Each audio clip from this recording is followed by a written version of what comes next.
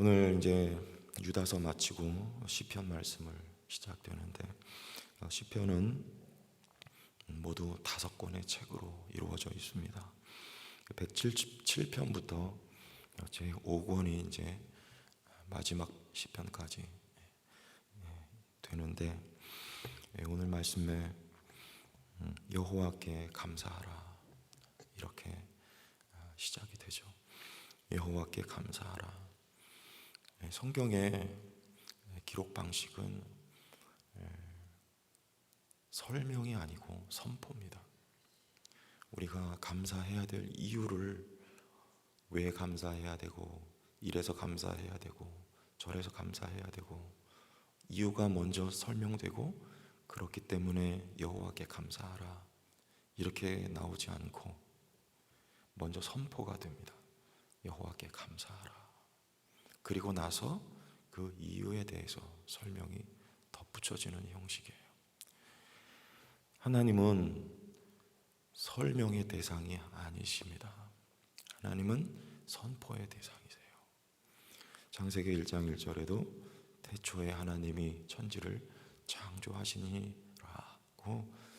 하나님의 존재가 선포되죠. 하나님이 설명되지 않습니다.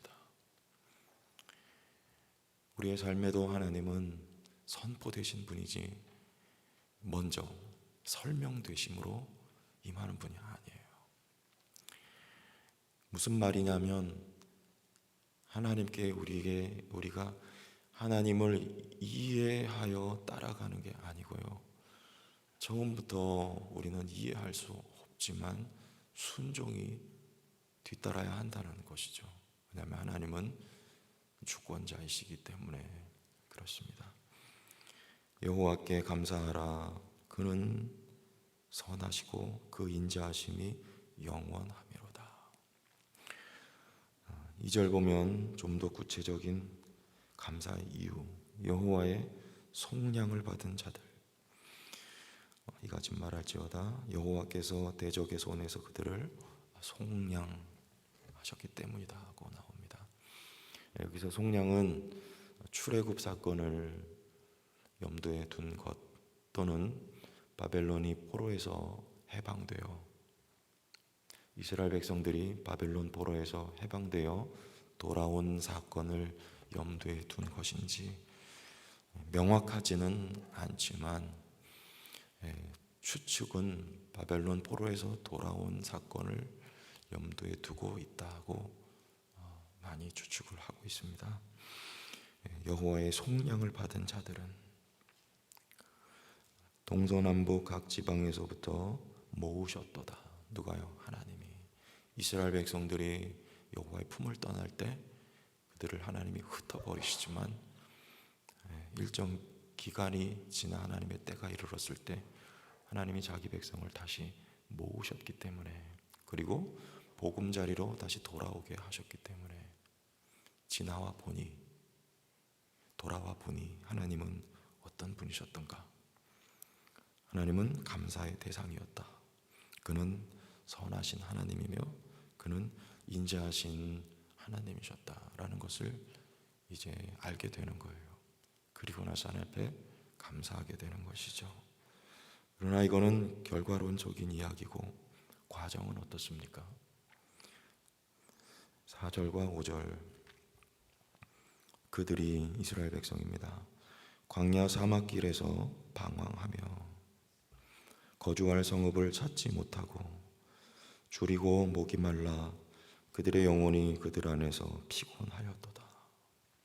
이 과정이죠.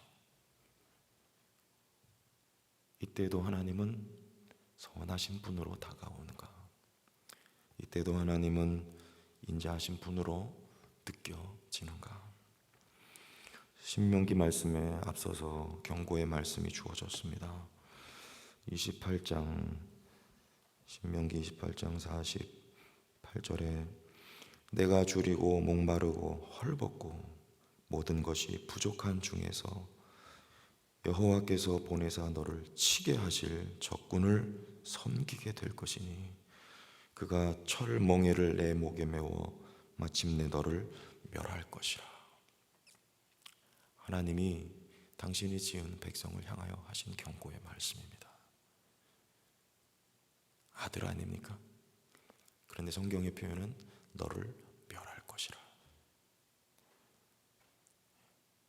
이때도 하나님은 선한 하나님입니까? 하나님은 인자하십니까? 오늘 여러분의 삶에 이 대목을 적용해 보신다면, 광야 같은 사막길이 우리의 인생길에 놓여져 있을 때, 그리고 그곳에서 방황하고 있을 때, 하나님은 그때에도 선하시고 그때에도 인자하신가? 그 하나님이 이해됩니까? 하나님의 존재와 하나님의 하시는 일은 우리의 삶에 먼저 선포적인 성격을 가지고 임하는 거예요. 먼저 설명이 되지 않아요. 이스라엘 백성들은 그래서 무리바에서 하나님 왜 우리에게 이렇게 하세요? 이렇게 반응하는 거예요. 이해가 안 되기 때문에 그렇습니다. 왜 우리한테 이러시는 거예요? 왜 이렇게 우리를 힘들게 하십니까? 그런데 이해해도 설명을 해도 모릅니다. 예수님께서 제자들에게 내가 몇 날 있으면 종교 지도자들에게 잡혀서 내가 이제 십자가에 못 박혀 세상을 떠날 것이다. 주님이 이렇게 말씀하시고 설명하셔도 제자들은 알아듣지를 못합니다. 하나님이 우리에게 자신의 존재를 설명하신들 우리가 이해할 방도가 있겠습니까? 단지 선포될 뿐이에요. 하나님이 하시는 일도 우리의 삶에 선포적인 성격을 가지고 다가오는 것입니다. 내 삶이 메마른 사막길 같아 그 가운데 방황하고 있을지라도 우리에게 요구되는 믿음은 1절이에요. 여호와께 감사하라. 그는 선하시며 그 인자하심이 영원하미로다. 왠 줄 아십니까? 6절 보세요. 이에 그들이 근심 중에, 무엇 중에요? 근심 중에. 하나님이 인생으로 근심하게 하시는 것은 본심이 아니라고 말씀하셨어요. 그러나 때로는 근심 중에 놓아두십니다. 그들이 근심 중에 여호와께 뭐하매? 부르짖음에 그들의 고통에서 건지시고. 하나님의 의도와 목적은요, 우리로 근심 중에 멸하시는 게 아닙니다. 메마른 사막 광야길에서 방황하다가 인생 종치게 하시려는 게 하나님 뜻이 아니에요. 무엇하라는 것입니까? 부르짖으라는 것이죠. 하나님을 잃어버린 이스라엘 백성들이여 하나님을 기억하라. 어떤 하나님이요? 너희를 속량하신 하나님. 애굽 땅 종되었던 곳에서 너희를 건져내신 하나님을 기억하라는 거예요. 그리고 그 아버지께 부르짖으라는 거예요. 뭐 하신다? 건져내신다는 거예요. 하나님은 구원의 하나님, 하나님은 건져내시는 하나님이에요. 여러분을 사막에서 방황하는 그곳에서 건지시기를 원하시는 하나님. 여러분 있는 자리에서 부르짖을 수 있기를 원합니다. 부르짖는 것. 너는 내게 부르짖으라.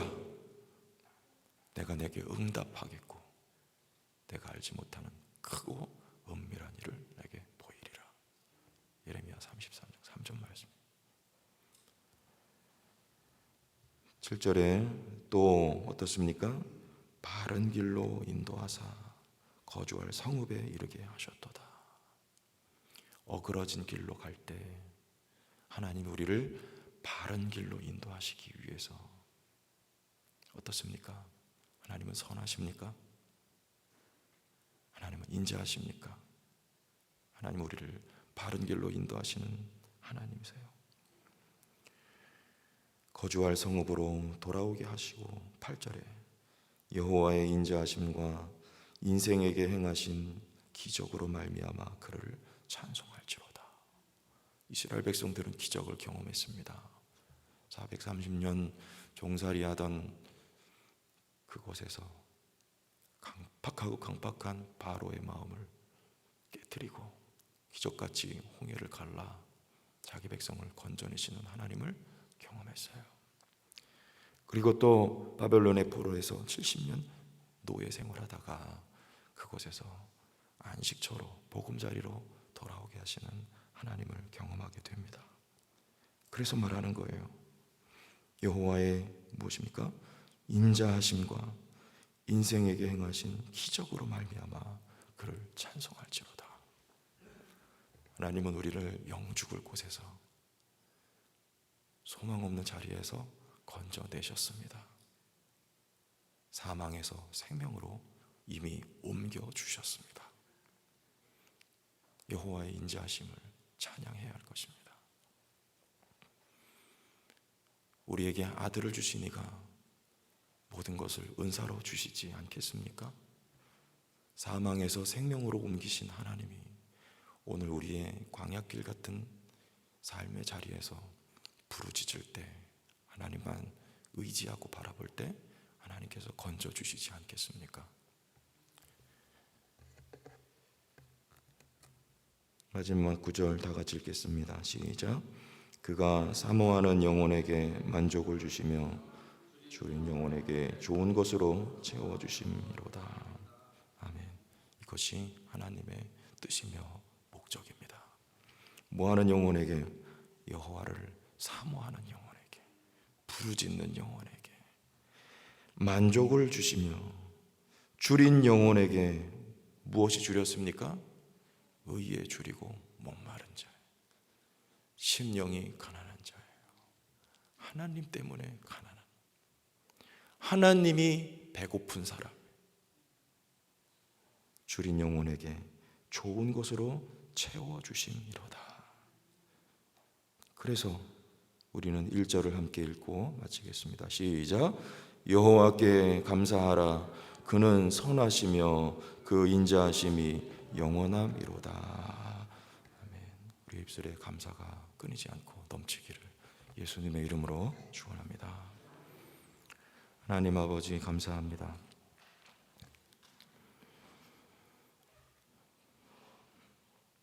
불평도, 불만도, 때로 원망도 우리의 심령에 또알이 틀지 못하도록 성령께서 지켜주시고, 하나님이 우리의 삶에 행하신 일과 오늘도 행하고 계신 선하고 인자하신 하나님의 일로 말미암아 성령으로 우리는 오늘도 감사하게 하여 주시고, 그 은혜로 녹여진 마음으로 주님을 섬길 수 있는 하나님의 백성들, 그리고 축복과 감사의 통로로만 우리가 쓰임받게 역사하여 주옵소서.